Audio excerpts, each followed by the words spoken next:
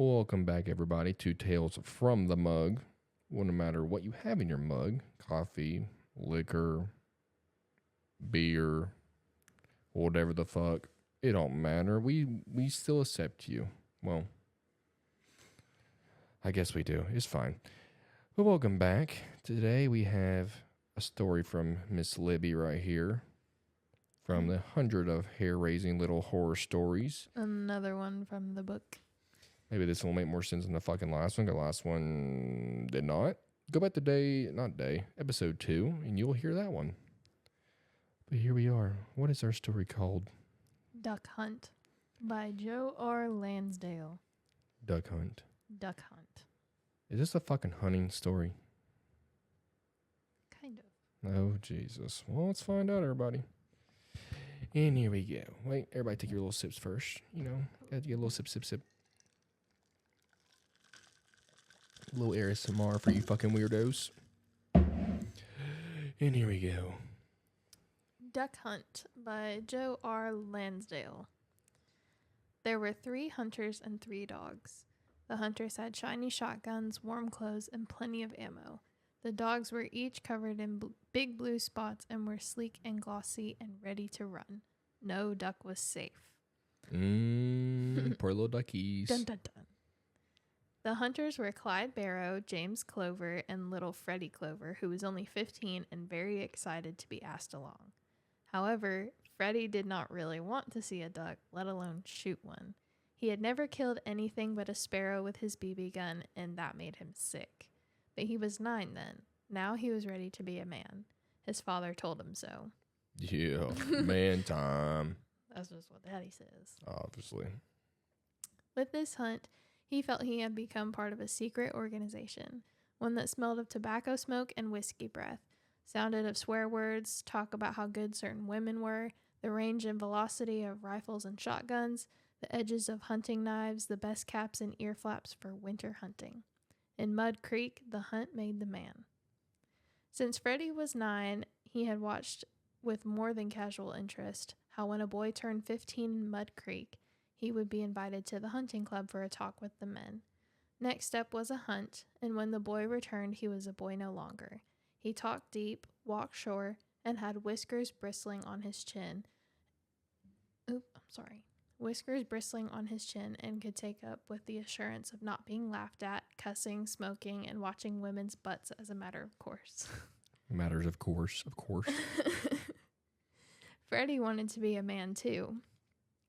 He had pimples, scrawny legs, and little gray watery eyes that looked like ugly planets spinning in white space. Wow, that just Poor sounds Freddie. lovely. Poor guy. Poor Freddie. And truth was, Freddie preferred a book to a gun. But the day came when Freddie turned 15 and his father came home from the club, smoke and whiskey smell clinging to him like a hungry tick, his face slightly dark with beard and tired looking from all-night poker. He came into Freddie's room, marched over to the bed where Freddie was reading Thor, clutched the comic from his son's hands, and sent it fluttering across the room with a rainbow of comic panels. "Nose out of a book," his father said. "Time to join the club." What's the club? Hunting club? The hunting club, yeah. Yeah, get up, little dude. Time to hunt. No Thor for you. Freddie went to the club, heard the men talk ducks, guns, the way smoke and blood smelled on cool morning breezes.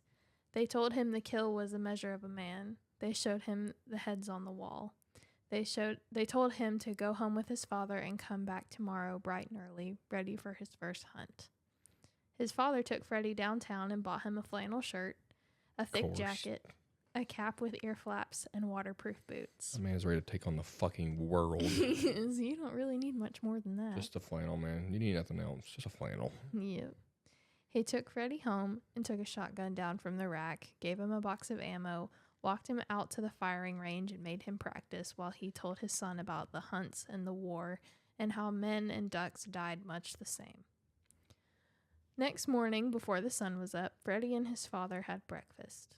Freddie's mother did not eat with them. Freddie did not ask why. They met Clyde over at the club and rode in his Jeep down dirt roads, clay roads, trails, through brush and briars until they came to a mass of reeds and cattails that grew thick and as tall as Japanese bamboo. They got out and walked, and as they walked, pushing aside the reeds and cattails, the ground beneath their feet turned marshy.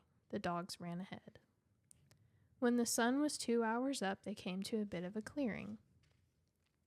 A clearing in the reeds, and beyond them Freddie could see the break-your-heart blue of a shiny lake.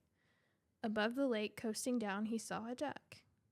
He watched it sail out of sight. Quack, quack, quack. Quack, quack, quack, quack. Well, boy, Freddie's father said. It's beautiful, Freddie said. Beautiful. Hell, are you ready? Yes, sir. On they walked, the dogs way ahead now, and they finally stood within 10 feet of the lake. Freddie was about to squat down into the hiding as he heard others doing, when a flock of ducks burst up from the massive reeds in the lake, and Freddie, fighting off the sinking feeling in his stomach, tracked them with the barrel of the shotgun, knowing what he must do to be a man. His father's hand clamped over the barrel and pushed it down. Not yet, he said. Huh? Said Freddie. It's not the ducks that do it, Clyde said. Huh? Question mark? Freddie watched as Clyde and his father turned their heads to the right, where the dogs were pointing noses forward, paws upraised to a thatch of underbrush.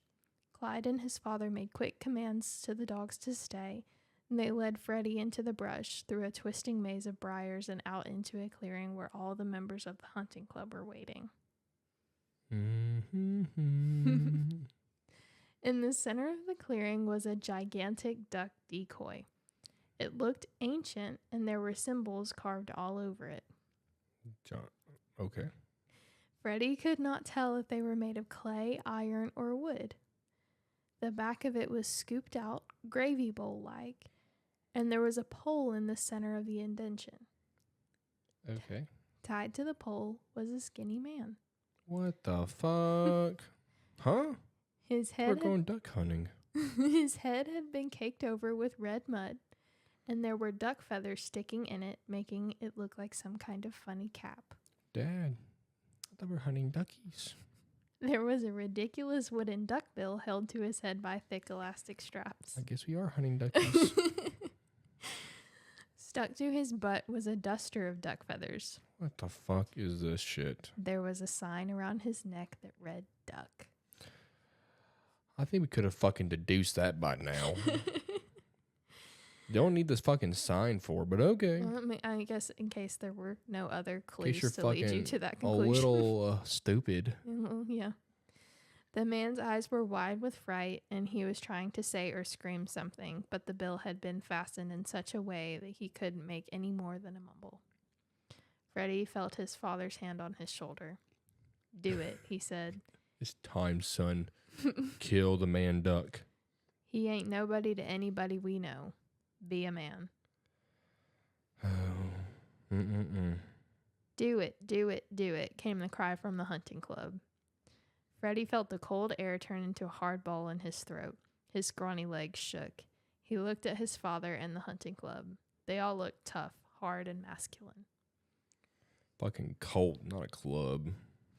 Want to be a titty baby all your life? His father said.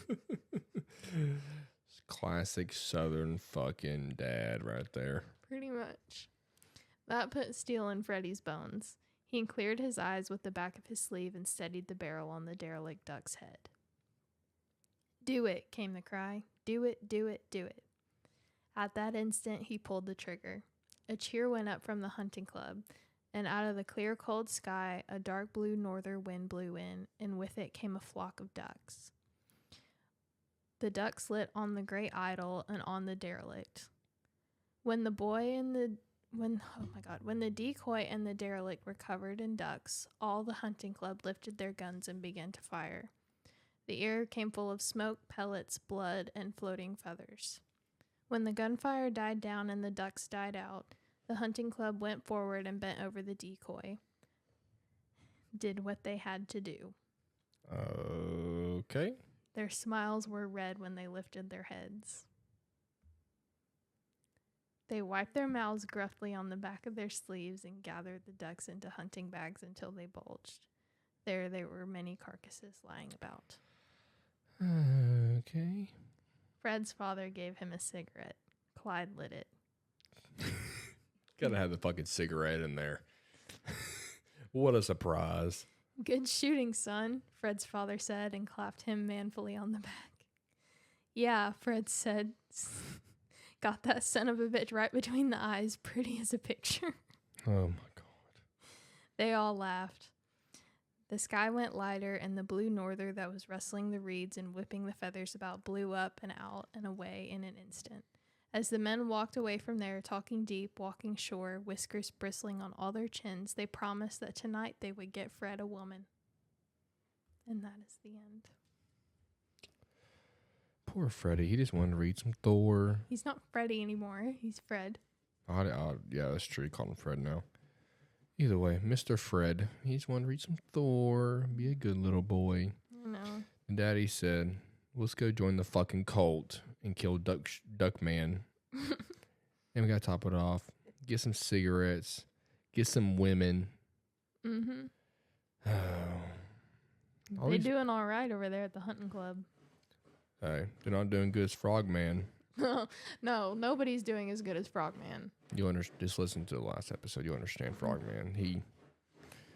He gets some women. We'll just say that. Mm-hmm. He's having no trouble. Either way, thank y'all for listening today to Duckman. And my dog is currently scratching her bed. That's just Frankie, but it's fine. She's making her bed. Oh. Oh, there she goes. She laid down. Another dog just stares at her. We have a French bulldog that's named Frankie. She is about 20 pounds. Then we have a Cane Corso that's about 140 pounds, and her name is Sadie. You can probably guess which one's more needy. We'll tell you another day. You can guess.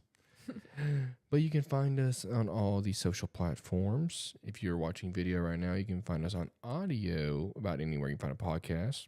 If you're listening to the audio, you can find us on video or YouTube or a Spotify. Lots of and/ors. I'm just kidding. That is all for today. There's new stories every day, so we will see you all tomorrow. Bye, everybody. See ya.